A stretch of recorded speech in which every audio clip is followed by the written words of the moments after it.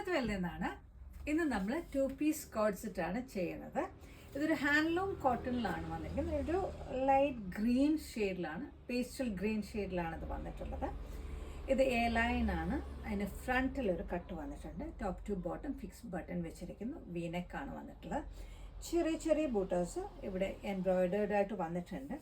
And ഇതിന് bottom വന്നിരിക്കുന്നത് striped ആണ് വന്നിരിക്കുന്നത്. ഇതിനൊരു സിംഗിൾ സൈഡ് പോക്കറ്റ് ഉണ്ട്.